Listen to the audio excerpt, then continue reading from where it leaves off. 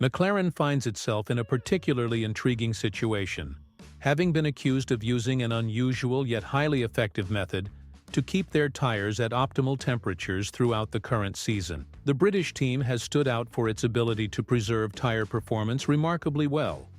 But now the car identified as Model 39 is in the spotlight due to a specific element in its braking system. The question that arises is whether the international motorsport governing body will discover anything that violates the technical regulation. And if the theory that phase change materials are being used turns out to be true, will the sporting rules be revised in response to this innovation? It's no secret that the Woking-based team has achieved a clear advantage when it comes to controlling tire temperatures. Many competitors have struggled in this area, despite large investments and significant engineering efforts. However, thanks to thermal imaging footage released by Christian Horner, it became evident that McLaren's tires were considerably cooler than those of other teams, which could clearly be seen as cold spots on the footage. Initially, there were rumors that the model in question was using some kind of liquid inside the tires for cooling. But once the Italian tire supplier Pirelli stepped in, that theory quickly lost traction. The company firmly denied any possibility of liquid circulating through the tire valves. Even so, the visual evidence remained, and McLaren's performance spoke for itself. A humorous moment came when Zak Brown displayed a tire water sticker on his water bottle during the Miami event, showing he wasn't concerned at all about the claims from the rival team. That signaled something important. He was confident everything was within the rule. As things developed, a more technical explanation emerged, involving materials that undergo physical state changes, known as phase change materials. This isn't a new concept in motorsport. A former Formula One engineer, Martin Buchan, who once worked at McLaren, even wrote a doctoral thesis on this subject while working at the team's UK headquarters about 8 years ago.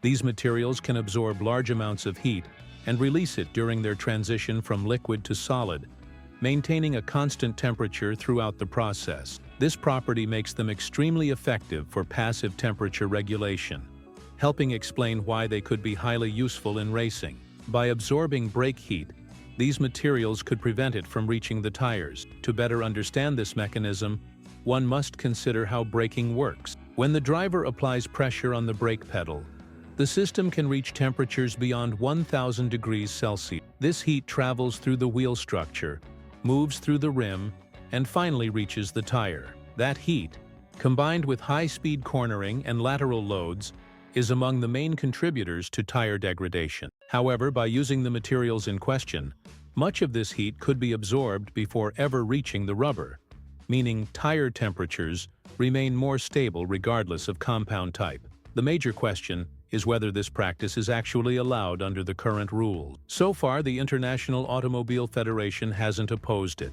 since no moving parts or electronic systems are involved. Still, that doesn't mean the situation will remain unchanged. It's worth recalling what happened at the Baku Grand Prix in the year 2024, when McLaren's previous model, the 38, featured a rear wing that showed unexpected flexibility. At first, the part passed all inspections, but once its deflection and drag-reducing channel were noticed, the governing body had to step in and revise the rulebook.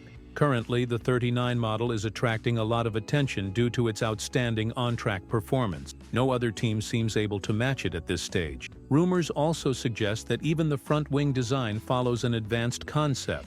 Meanwhile, other teams are waiting for the new technical directives set to be introduced at the Barcelona race, hoping they can somehow halt the British team's dominance. Whether that will be enough or not remains to be seen. But at this moment, the same crucial question arises again.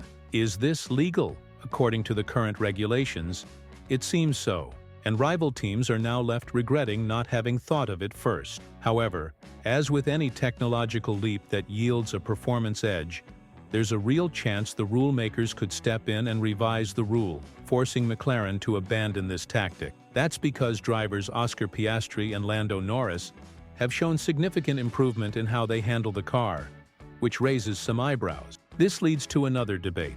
Is innovation being restricted in the sport?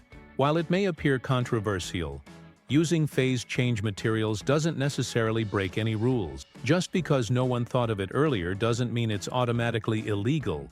In this case, The driving force may be the brilliant mind of Rob Marshall, a respected engineer who left Red Bull in the year 2023 to join McLaren.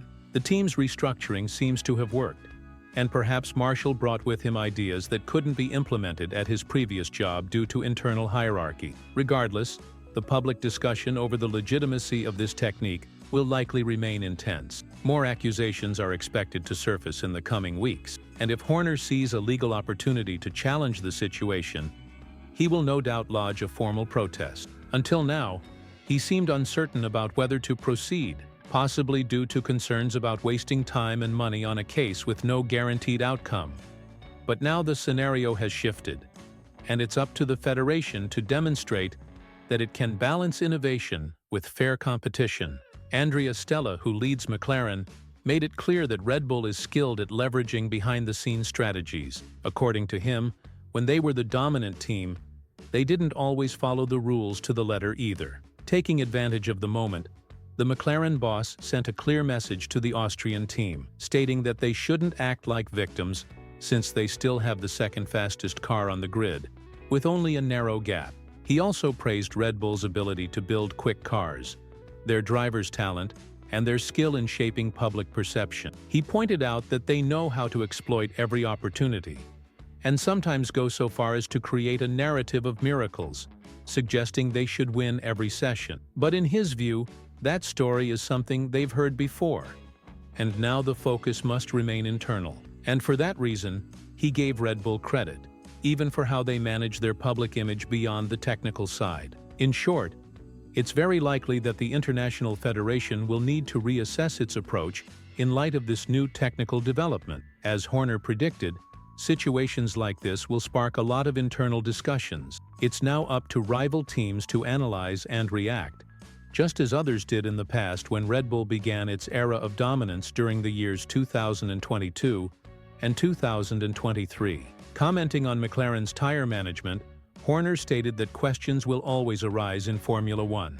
According to him, McLaren had previously raised concerns about Red Bull's front suspension last year, and scrutiny is just part of the game when you're out in front. He also said that despite the governing body's limitations, teams play a vital role in analyzing one another's innovations since they possess greater technical resources. In his view, McLaren is now enjoying the same edge Red Bull had in recent seasons. Especially in Miami, their management of medium compounds was unmatched.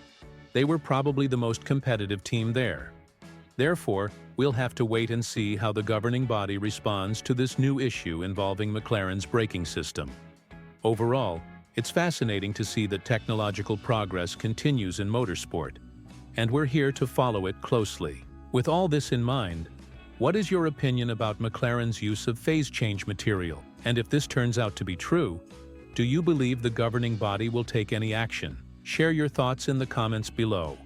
And after that, don't forget to click on the video now showing on your screen.